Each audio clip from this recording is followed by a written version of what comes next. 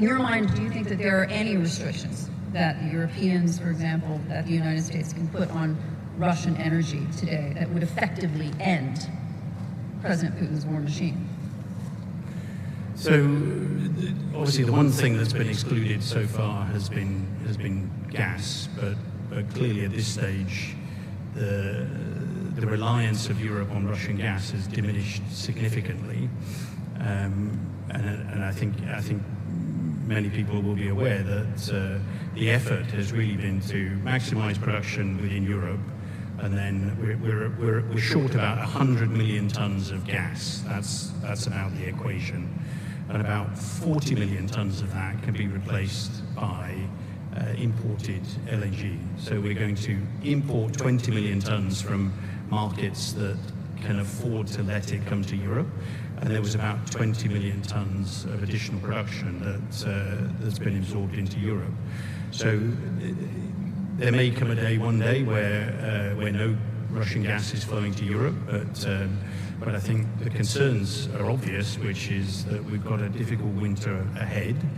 and subsequent to that, we've got a more difficult winter in the year ahead of that, because the production that's available to Europe in the first half of 2023 is considerably less than the production we had available to us in the first half of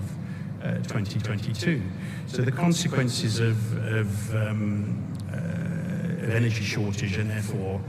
price escalation, and all of the things that have been discussed here about the cost of living, the expectation of problems ahead, clearly need to be thought about in that context. So I don't think we'll see any more substantive Russian sanctions. I think we'll absorb